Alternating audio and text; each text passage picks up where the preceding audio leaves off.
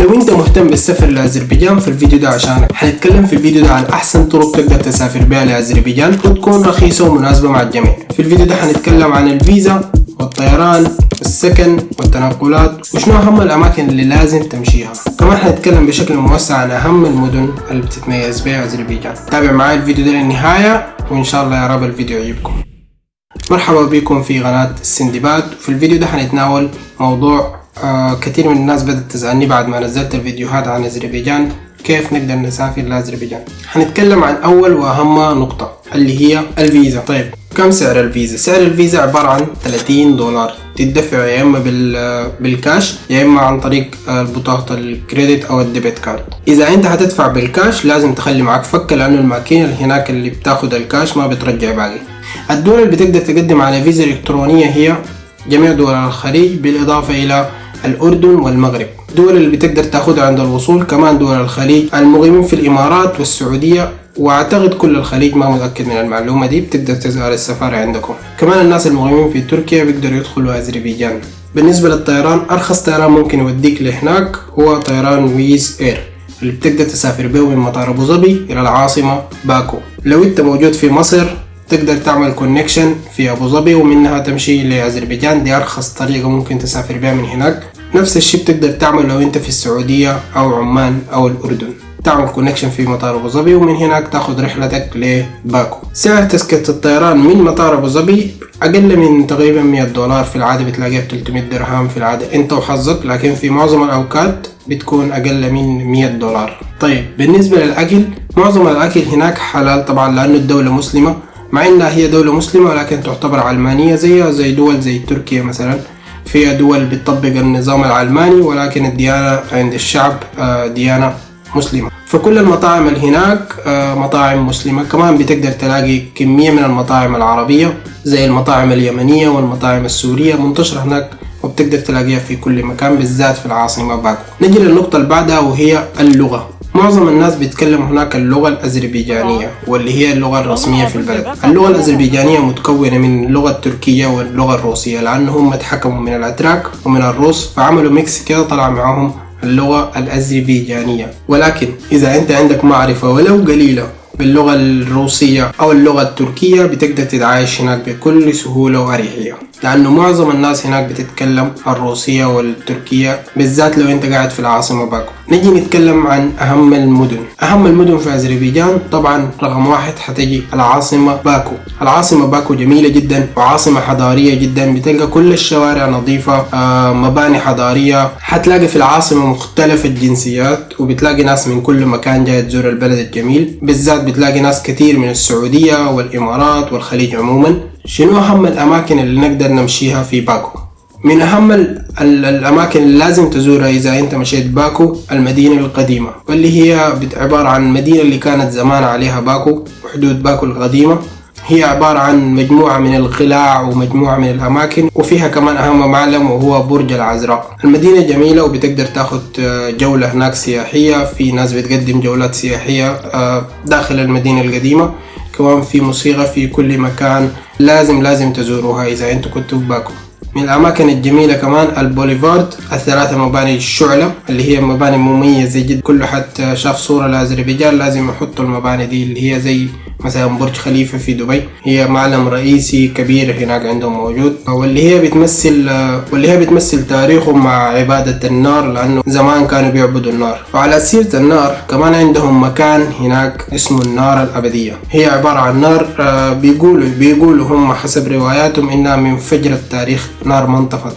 علميا هي عبارة عن انبعاثات بعض الغازات من الأرض، غازات المشتعلة، حتى لو طفت بترجع تاني من جديد زي ما كانت. كمان لازم تزوروا شارع نظامي، هو شارع هناك كبير مشهور جدا اسمه شارع نظامي، فيه كمية من الماركات والمحلات العالمية، فيه مطاعم الفخمة وفيه كل الحاجات الجميلة دي. الشارع لازم تزوروه بالذات بالليل بيكون جميل جدا. من المدن المهمة تاني مدينة قوبا وقبالة، هما الاثنين بيشبهوا بعض. قوبا بتبعد تقريبا حوالي 2 ساعة وشوية وقبالة بتبعد حوالي 3 ساعات شوية من العاصمة باكو. تقدر تمشي هناك عن طريق انك تمشي محطة الباص ومن هناك تركب. تقريبا انا مشيت قوبة ما مشيت قبالة لانه بيقولوا هما بيشبهوا بعض فما بدأ يتزوروا من الاثنين. كانت تذكرة الباص تقريبا 5 مانات، 5 مانات تقريبا حوالي $3. تقدر تمشي هناك، ولكن الباص بيوصلك حتى المدينة بس. اذا انت عايز تمشي المناظر الجميلة الخرافية اللي انت شايفها حاليا في الفيديو دي لازم تاخد تاني تاكسي من هناك. افضل انك تاخد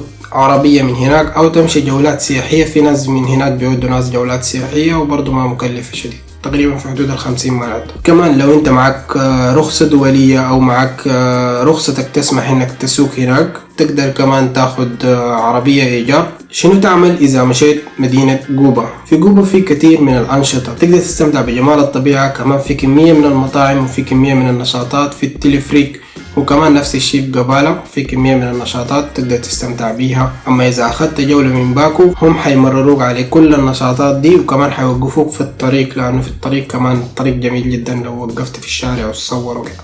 التنقل داخل المدن بيتم عن 3 طرق. الطريقة الأولى هي عبارة عن تاخد تاكسي في الشارع، ودي ما بنصحك بيها تماما لأنه معظم التاكسيات اللي هناك أول ما يعرفوك سايح بيضربوك في السعر بأسعار خرافية جدا. الطريقة الثانية تاخد عبارة عن بطاقة الباص تقدر تتنقل بيها، ومعظم التنقلات بتكون أقل من $1. الطريقة الثالثة وهي إنك تتنقل عن طريق برنامج بولت. برنامج بولت هو برنامج رخيص جدا تقدر تتنقل به داخل أي مدينة جوا أذربيجان، وهو كمان بيشتغل في دول تانية زي جورجيا مثلا، ومعظم المشاوير بتكون أقل من $2. صح كنت هنسى، في معلومة مهمة جدا، لو انت جيت من المطار طلعت برا هتلاقي ناس بيودوا بأسعار خرافية.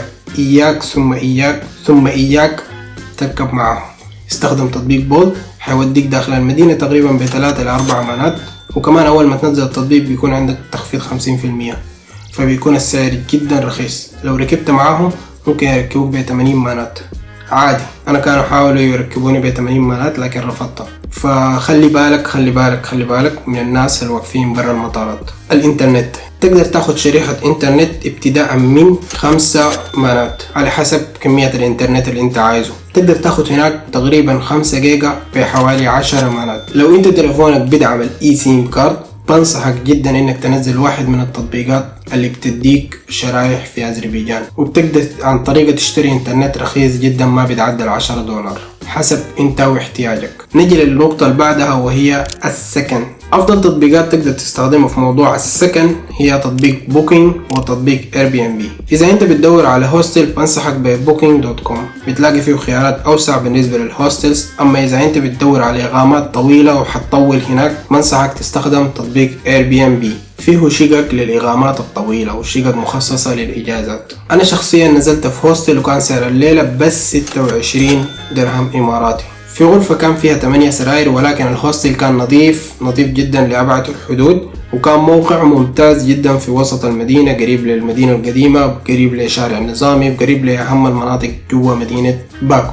الهوستل تعاملهم كان راقي جدا، في مطبخ بتقدر تطبخ فيه إذا أنت عايز، في محل تغسل فيها ملابسك، كمان الحمامات كانت نظيفة، في محل كمان للمذاكرة. نيجي لآخر نقطة معانا اليوم وهي العملة. سعر الصرف تقريبا $1 بيعادل 1.7 مانات، يعني إذا عندك $100 بتعادل 170 مانات. يستحسن إنك ما تصرف العملة أبدا من داخل المطار، وامشي للصرافات اللي برا في الطريق.